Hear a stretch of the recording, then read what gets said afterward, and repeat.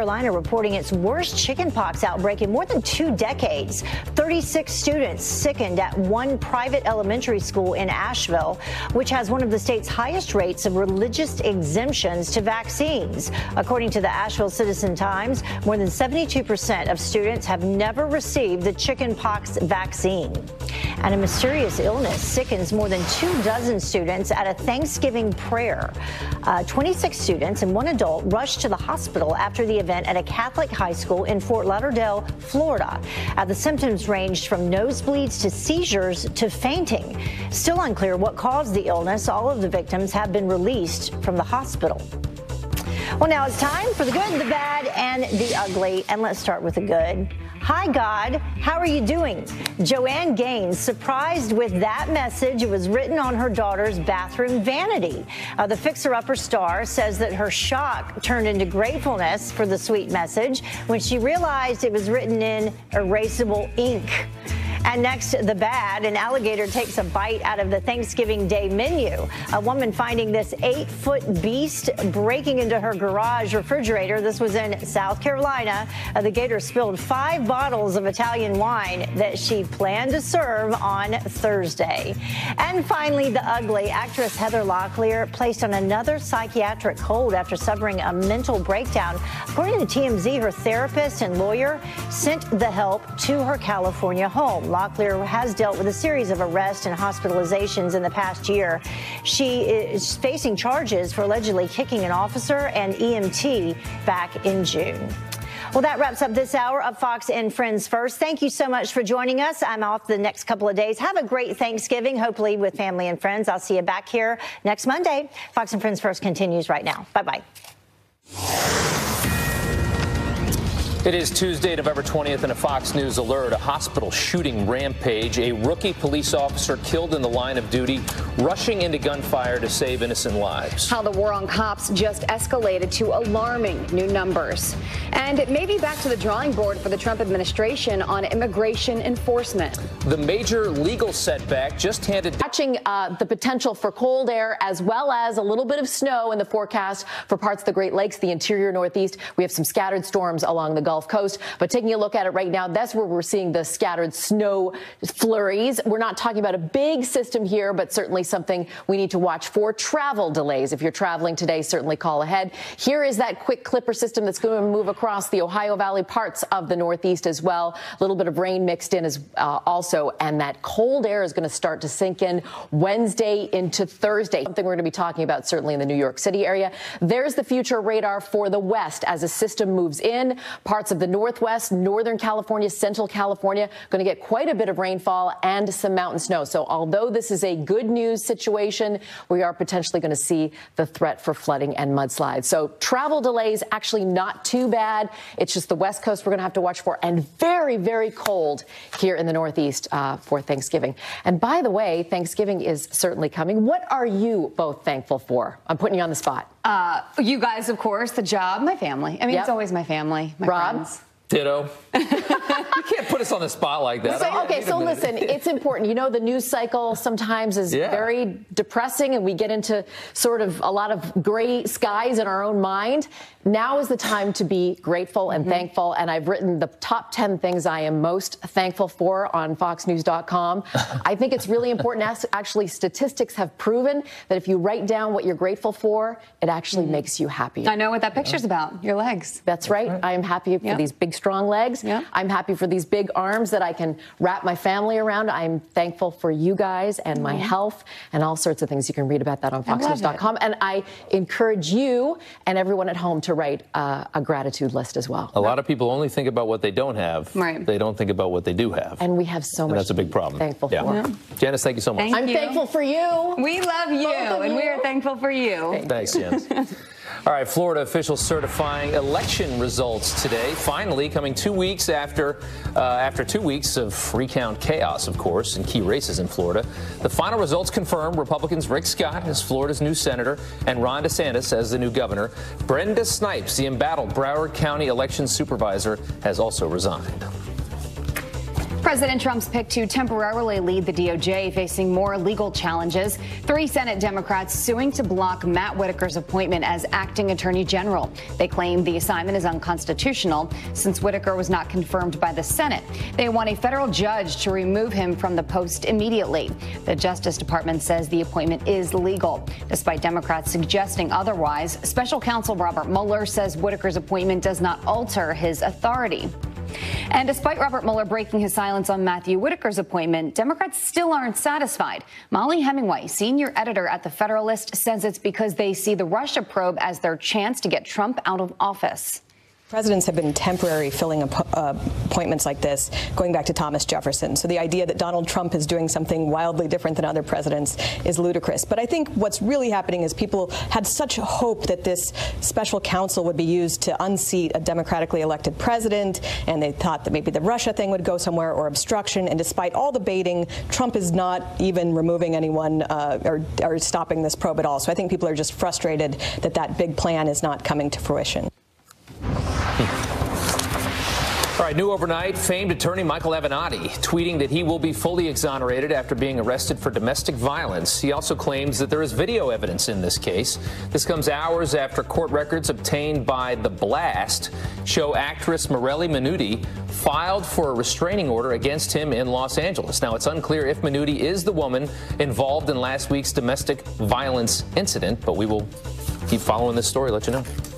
Ivanka Trump's lawyer is slamming a report that she used her private email for government business. The Washington Post claims the White House advisor may have violated federal rules by using her personal account to communicate with White House or cabinet officials. A spokesperson for Trump's lawyer tells Fox News there was never classified information transmitted. The account was never transferred or housed at Trump Organization.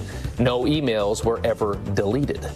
They also say Ivanka reviewed her email practices and explained the issue to congressional leaders about 14 months ago. We were anticipating this, and now the White House has new rules for the press after the dispute involving CNN's Jim Acosta.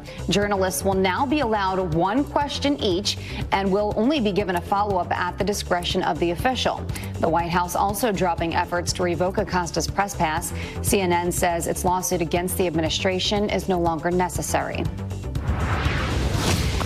The newest race we are watching is for the annual White House turkey pardon. Americans can vote on Twitter to decide whether President Trump will honor peas or carrots at today's ceremony. Now, according to their official bios, Peas loves popcorn and Brad Paisley, but Carrots is into Elvis Presley and yoga. The turkeys spent the night at D.C.'s luxury Willard Hotel, and they will retire at Virginia Tech after today's pardon. Gobble, gobble, gobble. Hey, Jace. Wow. All right, a Fox News alert now. Overnight, an Obama-appointed judge ruling the government cannot require that asylum seekers only use official border crossings. Our next guest lives near the southern border. Ashley Hayek joins us live with how this could have a major impact on the migrant caravan. And up in smoke, a big day for smokers on the East Coast, where the first ever legal pot shops are set to open in just hours. A vulnerability in our system right now by trying to claim asylum. What the president is doing is saying that if you want to claim asylum, you need to go to a port of entry. The judge who barred this is a San Francisco judge appointed by Obama, which basically shows how important the judicial appointments are by the president. The Constitution does not grant to a single judge the power to veto executive action. And so I can see this going all the way to the Supreme Court. And if it does, the president may get a break now. But it is interesting how, I mean, you look at how this judge ruled on this, ignoring the fact that these asylum seekers traveled over 1,000 miles through an asylum country to get to the United States, then enter illegally. How does this not get reversed when it gets to the Supreme Court? Right. It absolutely will be reversed. And it was over 2,000 miles. As there are over 500 criminals that have been documented within the caravan. You know, I live in San Diego. I have 4 children in San Diego. This should be a wake-up call for our country. If you think that they're going to come into this country, people in Mexico are protesting right now. They're fearful. There's people who are using drugs. There are people who are urinating outside of schools. The thought of this coming into California is also alarming because California doesn't have the infrastructure to take in these immigrants. California has the highest poverty in the country. Actually, I wonder if this is going to spark more violence, I mean, which is something that nobody wants at this point. But, you know, you look at residents of Tijuana saying, we're afraid we don't want all these people here because it's a lot of people. And then if they're at the border, you know, it's a lot of people that we're talking about. And if you look at some of the caravan facts, 500 criminals, mostly adult men, that's what we're being told. And then 6,000 at least at the San Ysidro point there. And so, I don't know, it's just a lot of people. And where do they go then? Well, absolutely. And there's people in Mexico are saying, you know, they're pushing the women and the kids to the front, that they get the media. Awesome. Thank you, Tracy. Thanks. It is 25 minutes after the hour. President Trump just got another read. Molly Line has the details. Anticipation is building in the Bay State, where folks will have the chance to buy recreational pot legally, a first for the East Coast or anywhere east of the Mississippi. Business leaders and marijuana advocates are hailing it as a major step forward and a good way to boost state tax revenues. This is going to be a very positive impact for the state. You know, we've already created 35 good-paying jobs. We're planning on expanding immensely. There are only 2 shops opening on Tuesday in the towns of Leicester and Northampton. But the state's Cannabis Control Commission says at least 3 more should be joining them soon. Reaction has been mixed in both towns getting pot shops, with some welcoming the new stores and others skeptical about the changes they could bring. I think it's probably not going to be good for the neighborhood or the town, be attracting potheads from all over the state. We're hoping for it, and we're more than welcome to, willing to support it. But officials point out it's been more than 2 years since the state voted to legalize recreational marijuana, and they've spent that time developing protocols and procedures to limit any negative impact. Police also say they'll be keeping an eye on the new stores to make sure everything goes smoothly. We're here to make sure everyone gets in and out of the dispensary and gets what they need in a safe manner. 2 veterans, including the mayor of Northampton, have been chosen to be the first customers when the stores open. In Boston, Molly Line, Fox News. All right, President Trump's economic approval rating hitting an historic high. The new Gallup poll showing 53% of Americans approve of the way the president is handling the economy. Gallup says the average economic approval rating from Presidents Ronald Reagan through Barack Obama averaged in at about 45%. Here now to weigh in is Associate Professor of Business and Economics at the King's College in New York City, Brian Brenberg. Brian, thanks for coming back this morning. 52 or 53 over 45 is better. I still think, though, that there's a lot of partisanship in that number, that a lot of Democrats are going to say this economy stinks no matter how good it gets. Yeah, it's true. There's always a partisan factor in there. So that's why the 53 number is big. What it shows is about 91% of Republicans approve of the president's handling the economy, about 21% of Democrats. But that 21% number is very high. If you look at how partisan this issue is, almost a quarter of Democrats have to say, look, this is a good economy because the numbers don't lie. And these numbers, by the way, are numbers that people feel when it comes to job creation, when it comes to wage gains. If there's a help wanted sign hanging on the storefront window, you can't argue with that. That means you've got a good economy. Yeah, and you just wonder if you take partisanship out of it, what would that number actually be if it was, you know, if it didn't matter? Look, you've got 7 million jobs available in this country, a record high 3.7% unemployment. When you just look at those numbers on their face, it's very hard to say economic prospects are good. The fact is, people are getting jobs at a rate they haven't seen in a very long time. Their wages are going up. There's opportunity here in a way that some people have never seen in their career. If they're young enough, they've never seen opportunity. 3.7% unemployment, and you hear people all the time talking about how they can't find people, and there's more jobs than there are people. We're in an economy where employers are saying, I just can't find people to fill these jobs. I need people with skills that they just don't have right now. So what we should be talking about here is how do we skill people up for these jobs, not arguing about whether it's a good economy. It's a great economy. Let's help people participate in it. Yeah. All right. So the president's gotten a lot of criticism for calling himself a nationalist and what he thinks that means, and for his policies going after a lot of these other countries, trying to make it, I guess, a fair playing field in the United States. Are the voters buying into this, I guess, America first? I don't think voters have ever viewed America first as ideologically as the critics of the president claim they do. For them, it simply means we should care for those around us. We ought to put our own house in order. And so they look at the president's economic policies, from taxes to regulation to pushing back on unfair trade practices in China, and they simply say, this is America standing up for itself, putting its own house in order, taking care of people in our communities. And that's the kind of thing we praise in families, by the way. Why wouldn't Americans also buy into that? So it's not that ideological. It's a much more practical thing. And we're just not as rich as I think we feel we are when you get this the kind of debt that we have, 22 trillion, and you're throwing money around all over the world to help other places. You have a crumbling infrastructure and terrible debt in this country. Well, yeah, look, debt is a real problem, but we've got communities full of people who for a long time have been looking for a way to get back onto the economic ladder. The president has, but that's the issue he ran on in 2016. His policies are focused on getting them back onto that ladder. And real quick, a lot of people worried about, everything's going really good right now. There are concerns. You hear whispers around the financial guys talking about maybe some kind of recession coming globally. People worried about Italy. People worried about China. Well, more than whispers globally, China's in a really serious situation right now. Their growth has slowed a lot. Big problems in Italy. Europe has been one of those places where you've seen problems consistently. Italy's a bad story. By the way, that's why it's so important that growth in the United States stays strong. It's one of the economies that's lifting the globe right now. If growth slows here, that becomes a real issue. Is Italy big enough to affect the United States? It's a big country. Well, it'll certainly affect us to some degree, but if our economy continues to grow strongly, there's opportunity here. We can stay insulated from a lot of that. But if we lose economic growth steam here, then things going on in Italy, then things going on in China are a much bigger deal. Last time I was there, I talked to people and they said there's no work here. You just can't get a job. Kids are working 2-3 jobs trying to make the rent. Job growth and opportunity matters, my friend. Brian, thank you so much. We appreciate it. 36 minutes after the hour, Democrats pushing a pretty far left agenda, at least some of them. Everyone, all, should receive the health care they need. Tuition-free. Medicare for all, tuition-free public college.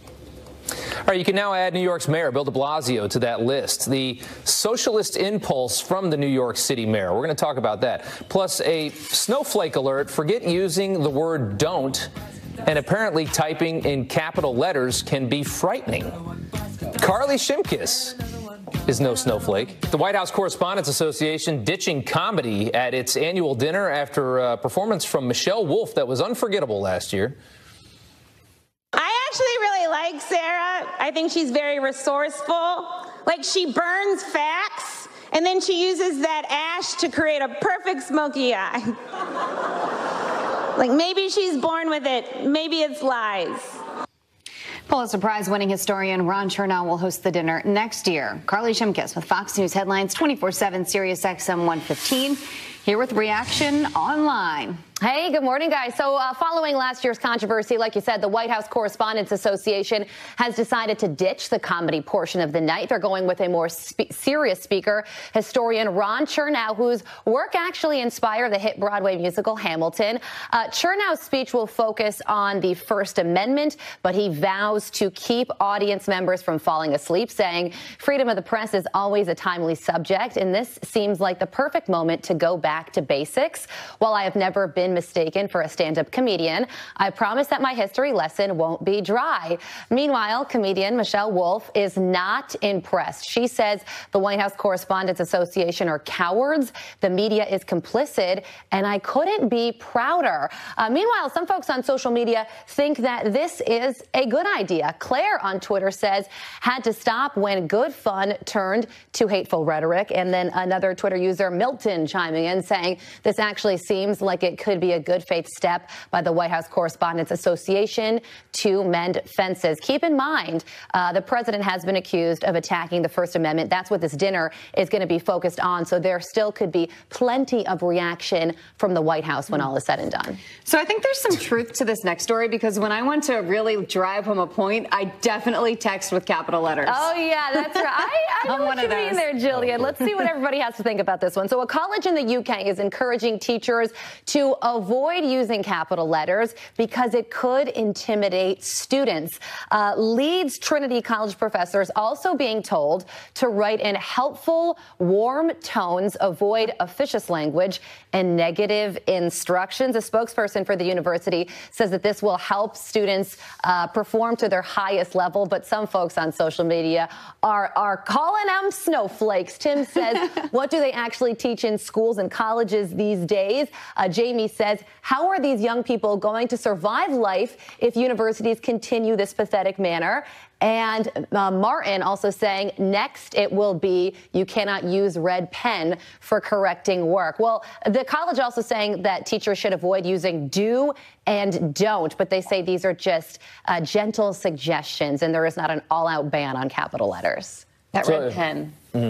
That red pen, yeah, that means you either did really good or really bad. I guess this nonsense isn't singular to the United States. It's creeping out it's global. The UK as well, yeah. Exactly. All right, hey, a new Christmas tree for the White House. Yeah, it is beginning to look a whole lot like Christmas at the White House. President Trump and the First Lady greeted guests as the White House Christmas tree was being delivered.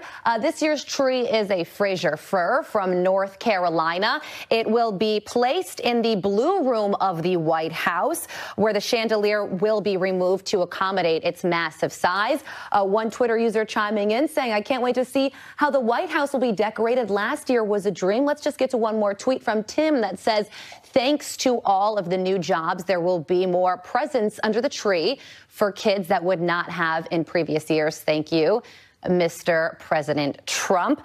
The tree stands 19.5 feet tall, so a big one this year. How about they should do the Griswold thing with the house, with the White House, just lights on every square inch. Excellent suggestion. Classy. You can see it from the moon. It would light up the entire East Coast. Love it. That's a good one. Carly, thanks. Thanks a lot, guys. All right, now it's time to check in with Todd Pyro, who joins us live at Quakertown Family Restaurant in Quakertown, Pennsylvania. You're just north of my hood, Todd. Yeah, I was about to say, how close am I to Jillianville? About 40 minutes. Okay, so these are your people. You so hanging out with the Quakers? Quakers? So I should leave right now. What was that, Rob? You're hanging out with the Quakers. What was that? Quakertown. Yeah, I mean, because Quakers and I are tight. We use the same transportation, I think. I love that. So let's get to the business of why we're here.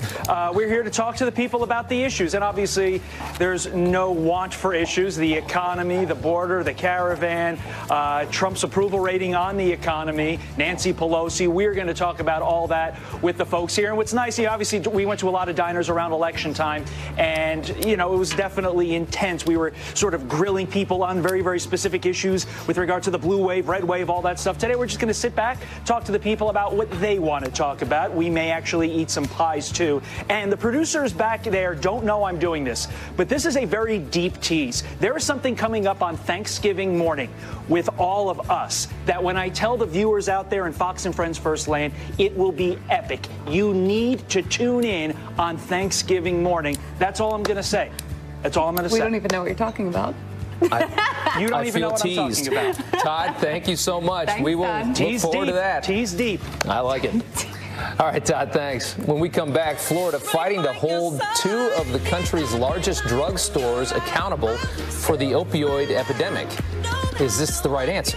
Dr. Nicole Saphier is here and says responsibility should... Alexandria Ocasio-Cortez says she is using her Instagram account to humanize government.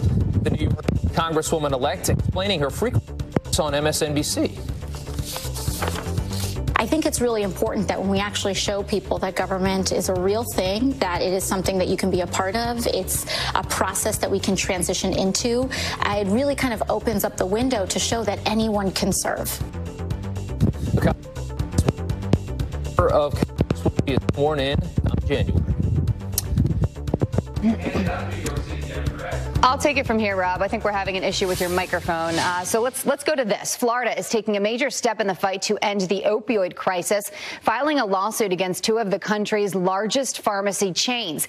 Is this new lawsuit a good next step toward ending the epidemic? Here to weigh in is Fox News medical contributor Dr. Nicole Saphier.